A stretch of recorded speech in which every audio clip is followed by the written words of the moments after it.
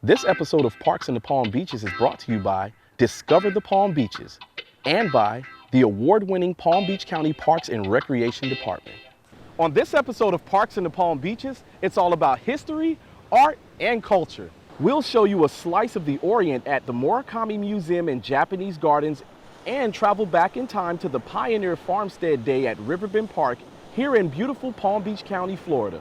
Join us as we unravel the secrets of the past, witness the evolution of art, and celebrate the rich diversity of cultures that flourish in the parks of the Palm Beaches.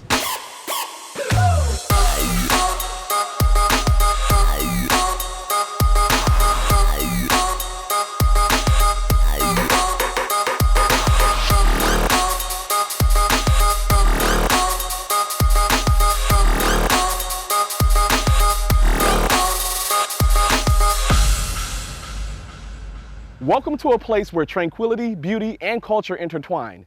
This is Murakami Museum and Japanese Gardens.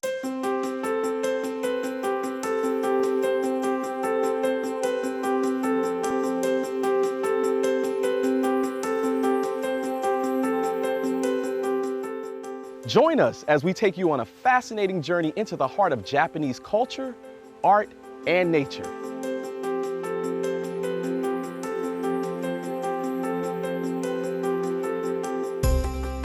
Our adventure begins inside the Murakami Museum, where history comes alive with Japanese contemporary work and artifacts dating back centuries. Here, you can get a glimpse into the rich cultural heritage of Japan. So here at the Murakami, we plan at least 3 rotating exhibitions in our main gallery every year. We hope that people will be interested in the wide variety of topics that we choose. We choose culture and history, art and music, sports, education. We try to bring in something that interests everyone. Not only do we address the cultural history that has founded us, that we're ingratiated in here, but it truly helps address this particular topic currently because we find ourselves faced in this time with issues that truly challenge a wide, diverse scope. So for us to be able to make a statement and have a presence is hugely important.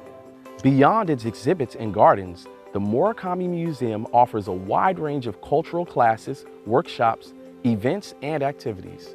Our facility certainly makes a mark here. We are a gem within the wonderful opportunities that you can find here in Palm Beach County and certainly within the Department of Parks and Recreation.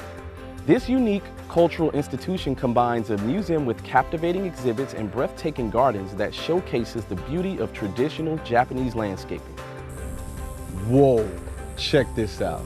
You guys are gonna love this. Nestled in the heart of the Palm Beaches, the Murakami Museum and Japanese Gardens offers visitors a tranquil escape into the fascinating world of Japanese culture and nature. We're in the Japanese Gardens right now, and once you cross this bridge, you enter into a world of enchantment.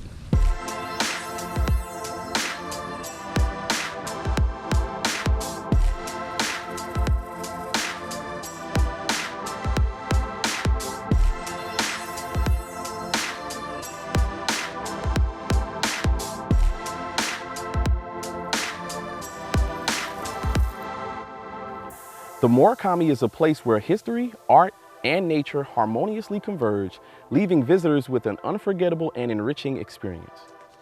Guys, check this out. We are actually walking through the Kodai Ancient Gate, and we're in the bamboo forest now. Wow. This is amazing. Check that out, you guys. I'm surrounded by gorgeous, lush, tall bamboo. And you know what? Take a quick listen. You can almost hear the bamboo growing. So we're standing here at the bamboo grove at the Murakami. And most people actually don't realize that bamboo is not a tree, it's actually a grass. And if you put a time lapse on one of these new shoots, you could actually see it grow up to about 12 inches or a foot a day. As far as the garden, it provides this lovely kind of reprieve of shade. Also, as the wind blows, you can hear them rubbing together and they kind of make this interesting singing, creaking, cracking noise. So it gives you a nice auditory experience as well. Now you guys look at me and look at this tree here. Look at the height difference. It took me quite a bit to grow to 5 foot something. And this tree got to the height that it's at in no time. 16 acres is quite a bit to take care of. However, I really pride myself on offering a wonderful experience for people to escape from their busy lives, the digital world, their jobs, the craziness of I-95, and just come here and be able to detach and reconnect with nature.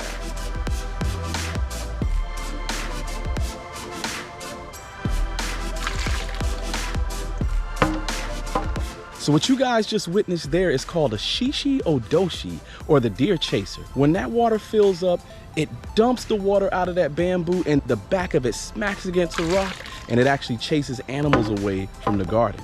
Pretty cool, huh? The Japanese apparently have a genius level of ingenuity, and it's witnessed here in the Japanese gardens here at Murakami.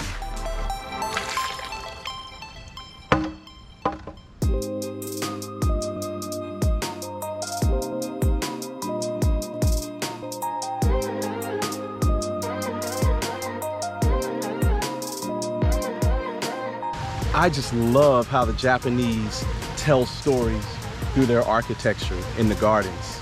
This one right here reminds me of a little home that sits perhaps in the hills or the mountains, and there is a rush of water just raging all around it. But the home is nice and comfortable, it's stable. And it uses the water in a way to invite more calm and more stillness. It reminds us that in the midst of any type of hang-ups or hiccups with life, we can stay strong and remain calm.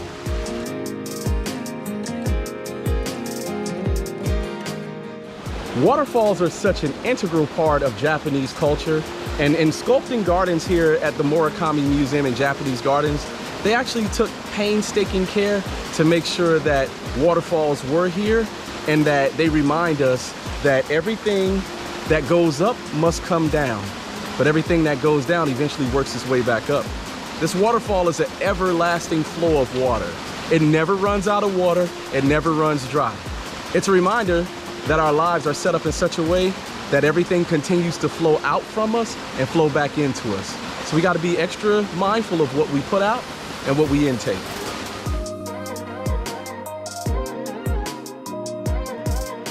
So now we're entering the gates to the Dan Nelson Memorial Gardens. Apparently, Mr. Nelson was one of the early landscape and bonsai curators of Murakami Museum in Japanese Gardens, one of the first ones here. And this garden is a memorial dedicated to him. And apparently, this is called, behind me, the Peace Pole. And it reads, "May peace reign in the world," which is beautiful. Somebody who is not Japanese at all, somebody who more than likely was European, took the time to learn someone else's culture, learn another way of life, and not only learn about it, but to actually act in a way to help preserve it. And that is not possible unless there was peace in his heart with who he was and who others were. So yes, may peace reign in the world.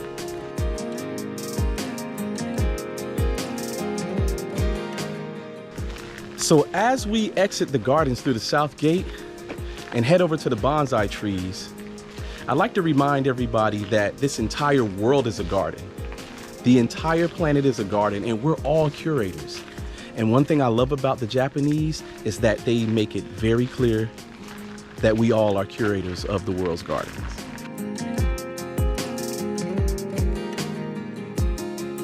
Bonsais and art without borders, enjoyed by people of all cultures. Let's take a look at the bonsai here.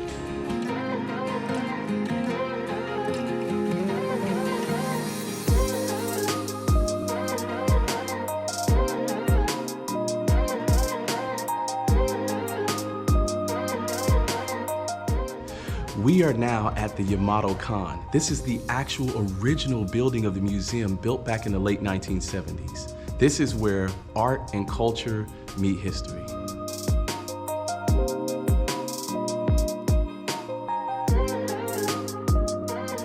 Now, what would a Japanese garden be without a Buddha? This is our friend Hotei, the resident god of happiness here at the Murakami Museum and Japanese Gardens. I heard if you rub his belly, he'll give you good luck. I can feel the wealth and abundance and happiness just transferring right into my hands. Coming up next, more from the beautiful Murakami Museum and Japanese Gardens. This episode of Parks in the Palm Beaches is brought to you by Discover the Palm Beaches and by the award-winning Palm Beach County Parks and Recreation Department.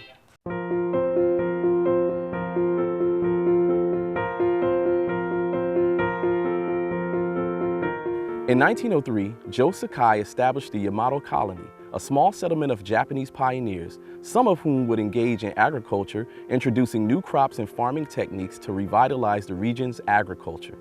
By the beginning of World War II, however, most settlers had left the colony.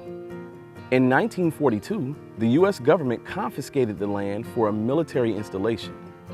One of those settlers was George Murakami, a successful farmer that invested his earnings into the land.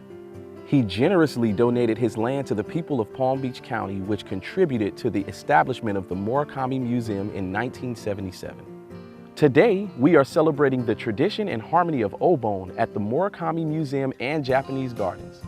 Abound is a wonderful, wonderful celebration in the Japanese culture, and individuals will celebrate the passing of those that have gone before. So they will have offerings and very private shrines that they will construct in their homes that pay homage and respect to those ancestors that have gone before.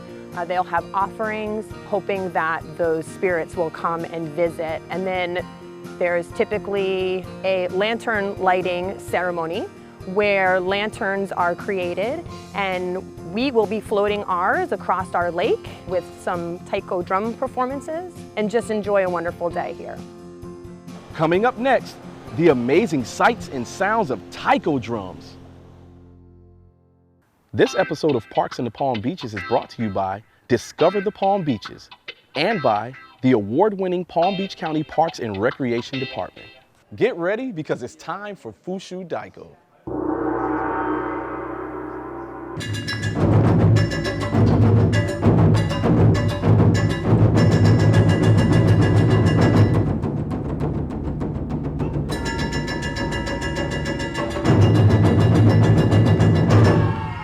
Our group Fushu Daiko was created here in 1990 by Charles and Yoshiko Kane. Yoshiko did traditional dance and theater here at the Murakami and was disappointed that there was no of Florida taiko group. So at 63, she decided she was going to start a taiko group. We made our first drums out of Jack Daniel's whiskey barrels. I played in their living room, and the group has grown from there. We've started with 2 people, and we've grown to about 12 or 13 performers, and then we have a dojo where we also teach. The Murakami was the first place that Charlie and Yoshiko played taiko here, and we have maintained a relationship with the Murakami for over 30 years now.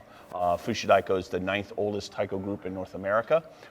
When art form was brought here in 1968 by Seishi Tanaka, who started San Francisco Taiko Dojo. Same thing, he went to a festival and there was no taiko at it and was like, that's not right, and started a group, and that's how it started in North America. With one man, we've grown to about 500-600 groups around North America, and we're proud to represent Florida.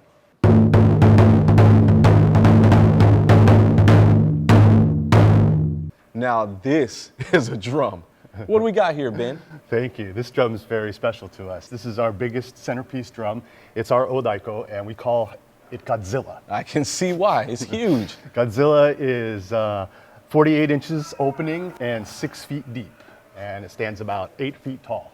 And the first drum you saw was a medium-sized drum. We use medium-sized sticks, but with the big drum, we need bigger sticks, and we take a bigger stance to hit it. Want to hit it for us? Sure. Check this. So big, wide stance, and it's more swinging from your arm.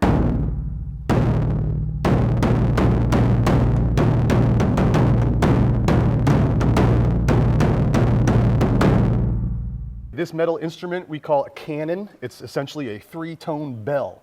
Because it has such a bright sound, you can hear it cut across a whole room full of drummers. And so we use this almost like a guiding line, right? Nice. And so I'm gonna have you play ticky, ticky, ticky. Okay, and then Greg and I are gonna join you on these other just instruments. continuously Yeah, play ticky, that one? Yeah, that's a bass Okay. rhythm. Go for it.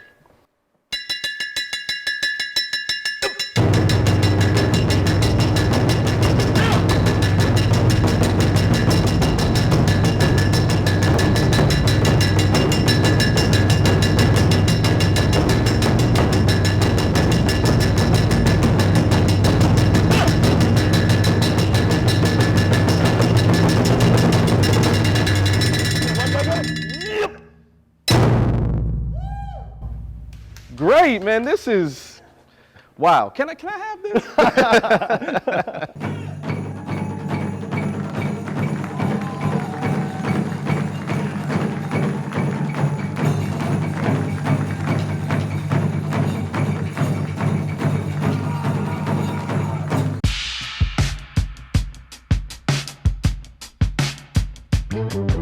The Murakami Obon Weekend stands as a testament to the enduring importance of tradition and cultural heritage in contemporary society. Attendees leave with a profound and heartwarming experience, cherished memories, and a deeper understanding of a very significant holiday in the Japanese culture. It reinforces the importance of preserving and sharing the richness of cultural traditions for generations to come. The Palm Beach County Parks and Recreation Department makes the quality of life for Palm Beach County residents and visitors better by providing diverse, safe, and affordable recreation services, welcoming parks, and enriching social and cultural experiences. So, if you're looking for tranquility, the beauty of nature, and cultural enrichment, the Murakami Museum and Japanese Gardens is a must-visit in the Palm Beaches. Coming up next, we'll discover how the pioneers of Florida lived, worked, and played. This episode of Parks in the Palm Beaches is brought to you by Discover the Palm Beaches and by the award-winning Palm Beach County Parks and Recreation Department. We're here at Riverbend Park in Jupiter, Florida, and welcome to Pioneer Family Farmstead Day.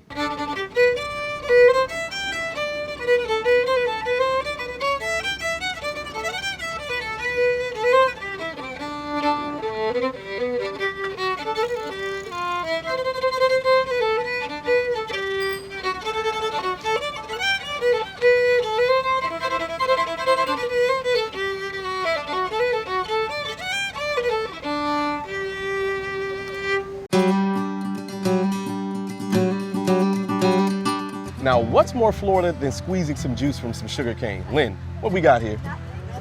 That's Pioneer, Florida. But there's a couple more things. I don't know whether you've gotten to them or not, but it's fun to have the smokehouse where you have to smoke your own meat. And of course, the outhouse, the animals, the sawmill, and fishing down the road. All of that's part of how you lived in Florida in pioneer times. I'm kind of interested in what this machine is. This thing seems like it's taking sugar cane and flattening it and pressing it out and spitting it out on this side. But what's that juice coming down there? So what happens is we tell the children if they want sugar in the morning for like a pancake syrup or a molasses, they have to first go out and cut down the sugar cane in the field. Then they have to feed it through the sugar grinder. That's what you have to go through in order to make your breakfast and your sugar every day.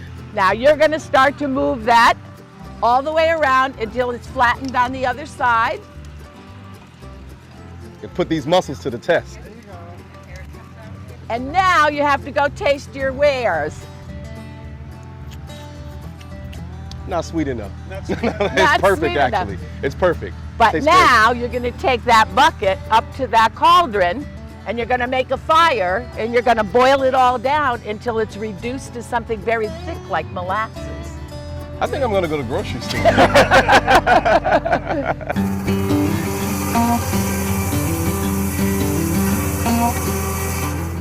So you're at the Riverbend Sawmill right now? This is the family farmstead day. Learn a little bit about how the pioneers lived back in the day. Here at the sawmill, we cut lumber for demonstration purposes, for events for kids and other programs, school programs and veterans and other things. All the lumber that you see around this part of the park was cut here at the sawmill. When we cut the log down, it's normally a lightning struck tree or something killed by beetles or something like that in the park. And after we cut it down, we'll bring it over here to the mill. We cut it into a cant first, which is four-sided, almost square log. Then after we get the cant, then it goes starting into lumber after that. People just love seeing the sawdust fly, and they just love seeing all the lumber come off and how you could go from a whole tree to actually usable lumber. Here at Farmstead, they're even teaching the kids how to fish. Ooh, this might be a little bit too authentic.